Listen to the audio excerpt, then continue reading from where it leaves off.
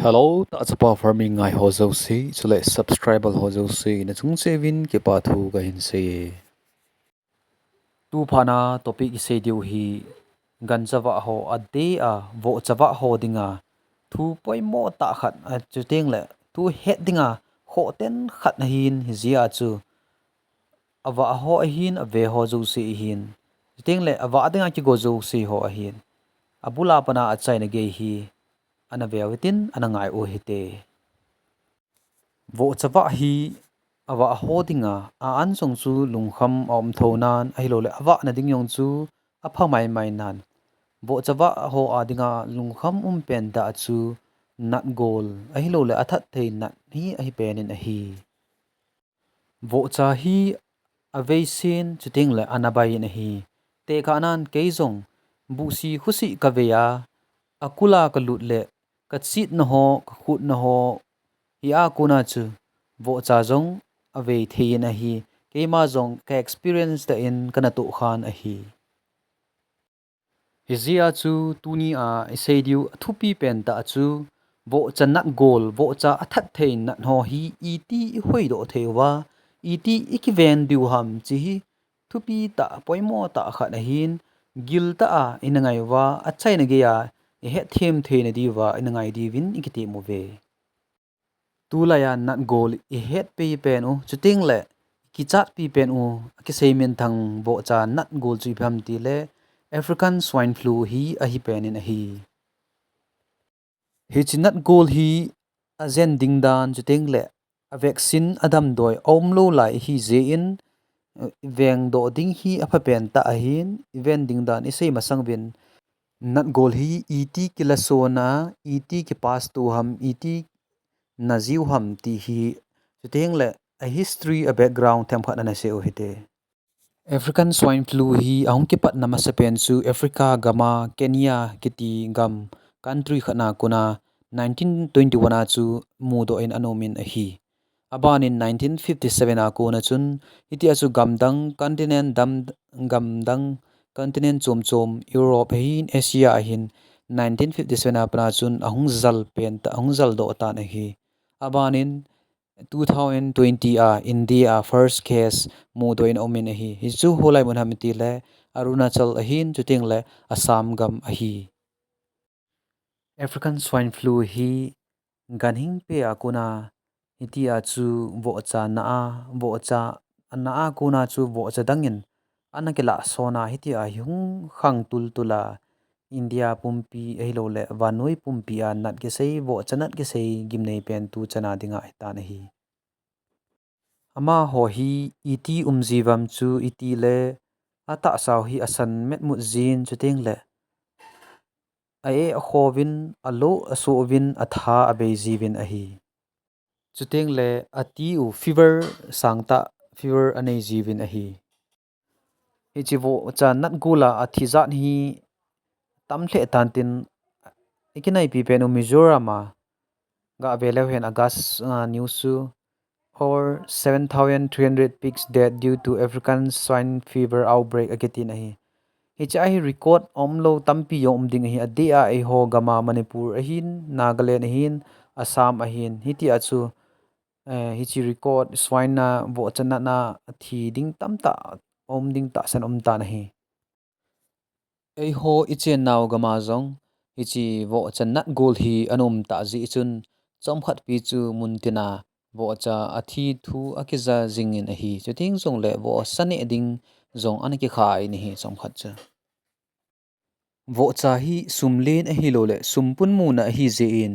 ikinep na bang owa ga su lo ting le lungneu na le tasi na inadi dim ji ta be na hi hizia chu Vohcha adam doi hi om lo lai ze in e hon ibol thei pi pen o event diu iki veng diu hi athu pi pen hi sapte tu chi a aki sei banga prevention is better than cure ati banga hu iki ven diu hi athu pi pen le amas pen ta hi ding a hi e ho te chu thil khat inei le I hing I kom ho a hi lo le I loi le pai ho koma ivet sa no mun a hi lo le I loi le pai ho a hin hing I kom ho hin ini igo ho so aga vet no me hi Chuteng zong le vo chano ham khat iga aneya hi zong le I hing I kom ho I loi le pai ho isu pi ho koma vo no kai kane ye hun ve in hi za kane ti I thinop naw su I phongun iga abe sa na hi ahin la ki vending dan ai lo le vo channa na kuna ki vending dana kuna mistake number 1 I bol naw khat a hi mistake number 2 chu I bham iti le vo chan ane thei na iti mana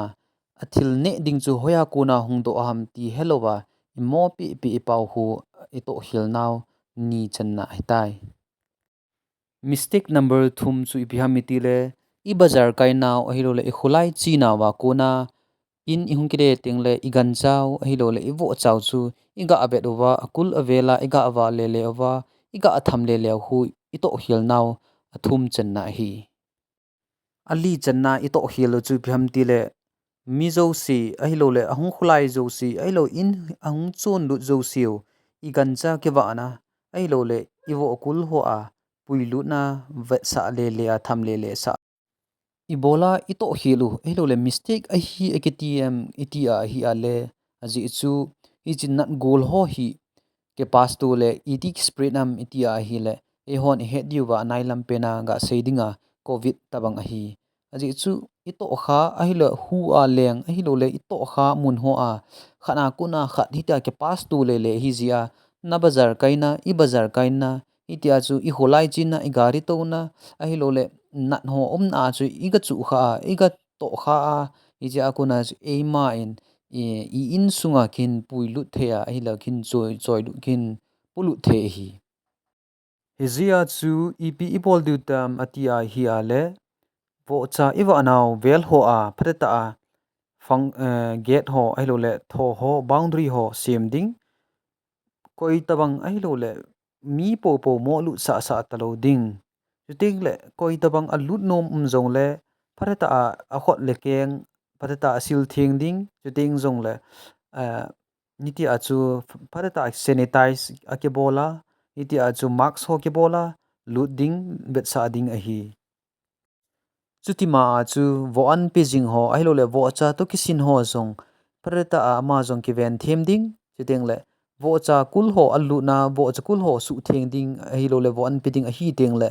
a khot le keng ho pharata a sop thing sa wo na pharata a sop thinga sil thing jing ding ngai a hi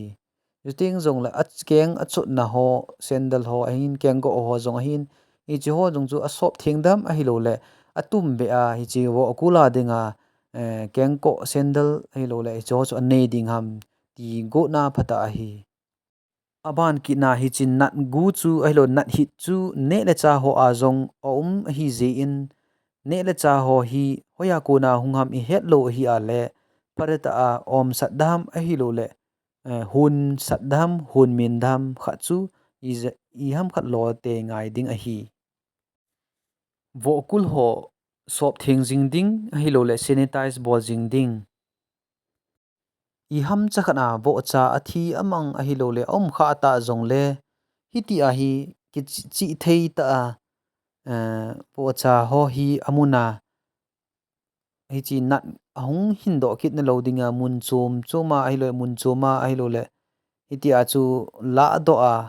vui do hi phapen ta hi ding a hi chuting zong le hi chi vo chan nat ho ki pas tu na loadinga ki ven thim na dinga protection sangkhol hoi bol duham hi lo le vo cha ibuya ega tha do hi ta zong le hitia chu eiman na chu I to chai teng le kisil thinga ai lo le von yong chu sop thing sela chuteng le I khot le keng ipuma sil thing I keng ko ho sendel ho gya I man cha ho gya I gari ho gya preta sil thinga sop thing ngai hi chuting le vo cha athina ai lo le avo cha kul ho chu hitia hi lima banga hi sop thing sela amun ho sop thing sela sanitization ai lo le vo a hit gan cha hit ho nat gul hit ho chu athi amang the aman the na dinga hitia ai sop thing sela chuting le chom khat pi thakhat katipoi ni izan ham khat be hi hitia chu anat thi na dinga amna a hit thi na dinga koi ngai hi ipi hile tunia I het kham khamowa deisa azala isei o hin chuteng le natgol ho ahung ki za apana ho ahlang pi a hi ti a hi ichona ito a hi a hi a le 100% wang katipoi at least 90-95% ho wang hi soi lowa ekiven diu a hi achai na din achai na chan ge ya angai ho zo se chung chi win ki pa tu ka se hungwang phata win